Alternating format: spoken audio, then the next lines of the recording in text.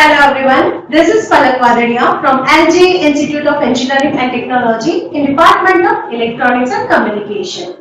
Today we will discuss the subject that is Python programming and we will discuss our unit number 3, that is Python functions and modules. So in this unit we will see how to write a function in a Python and how we can write the module or we can use the inbuilt module that is present in a Python. So our today's topic is what? The function design recipe. Okay. In short, we will see how many steps that we need to perform when we want to write up any function in the Python. So let's start our today's session. See, first of all, we will see what is function. Then a function is a block of organized reusable code. This is very important, right? It's a reusable code. So whenever you just require that particular code, you just call that function. So no need to write that code again and again. So whenever it required, we will use that code. So that is used to perform a single related action. The function provides the better modularity for your application and high degree of code reusing. Okay. Then the Python gives many built-in functions. See, print is what? It's an inbuilt function. When we want to print something, we are using the syntax that is print. So what will happen? This is the inbuilt function. We are calling that function in our program to print something. Okay, but you can also generate your own function. This is inbuilt function. For example, I want to write a function that finds the factorial number. Then I can write my own function.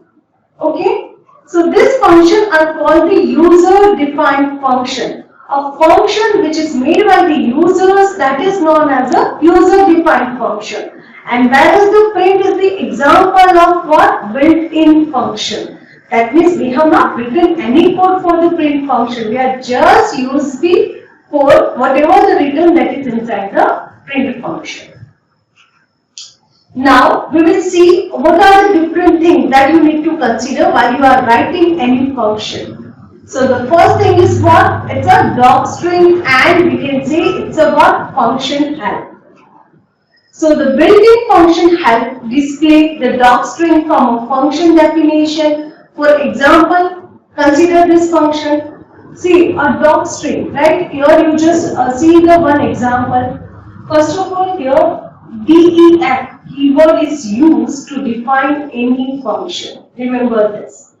So here I am just defining my function using the keyword def and area. Area is what? It's my function name.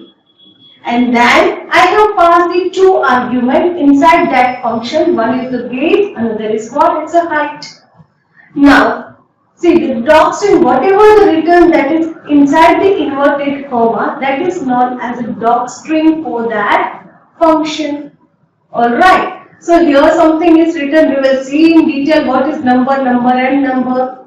And then a small description about your function. That is, return the area of triangle with the dimension of base and height. And whatever you want to print, that you have to write inside the return statement.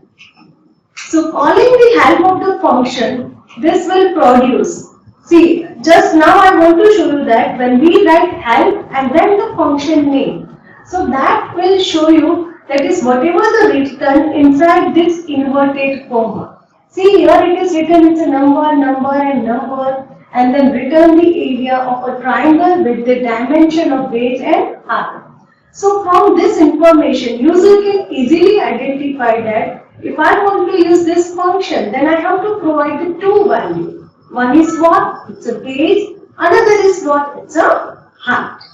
Alright. Now we will see in detail what is this number. Okay. Now again we will see the function help. See here, if I want to show you, see this is what? It's a Python command prompt and here if I am writing ABS, that is an inbuilt function present in a Python that is give you the absolute number of any number, right?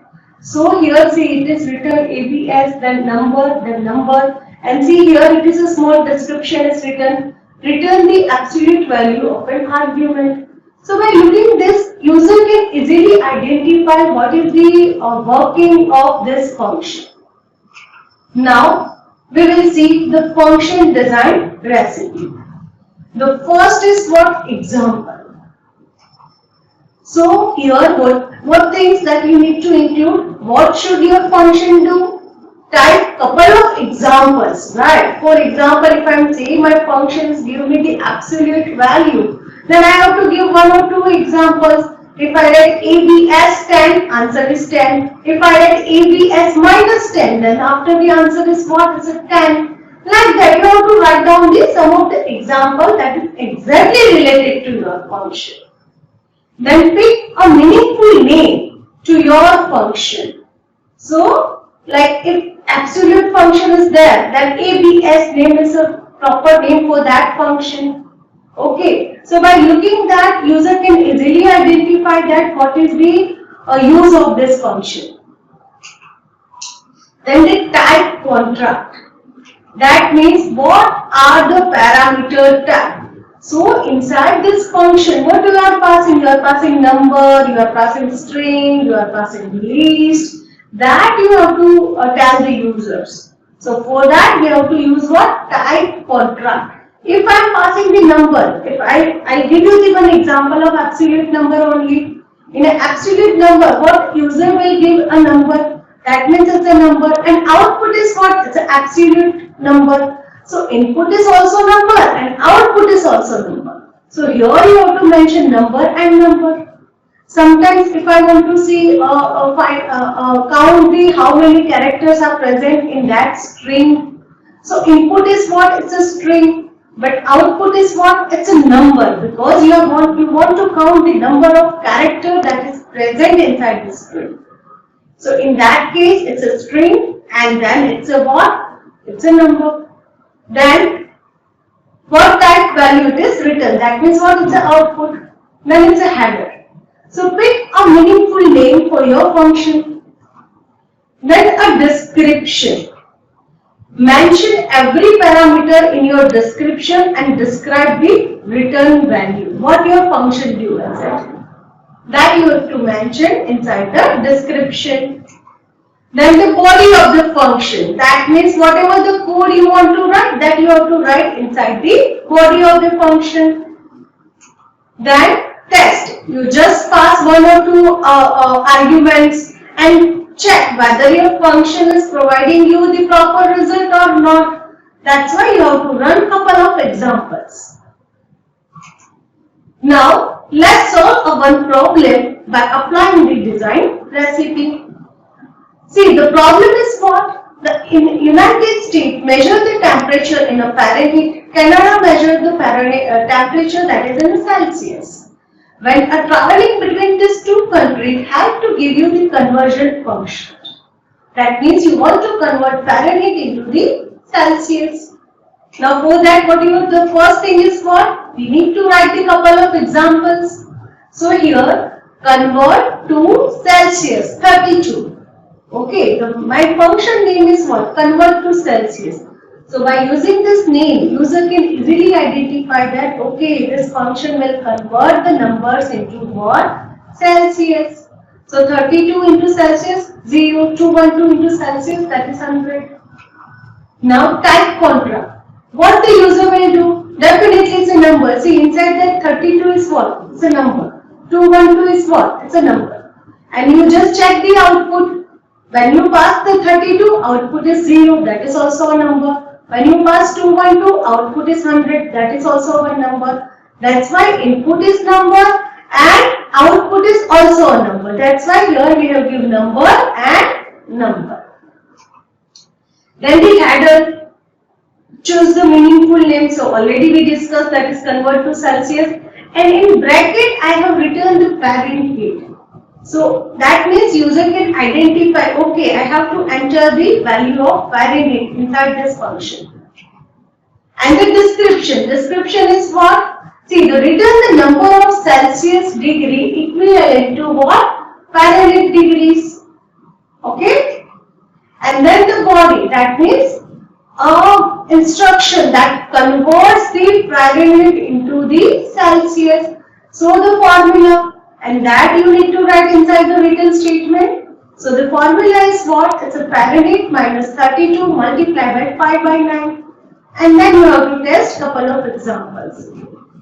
Now see, putting it all together. First of all, what? Yes, it's your function name. Then if you remember, then we have to write down the docstring that is inside the inverted comma. First, mention the type contract. Second, a small description of the function. Third, couple of example, and then the body of your function. So this is what exactly we discussed. Now next example is for to display the absolute value of any number. So here we just use the keyword that is absolute value, and then you have to pass the number.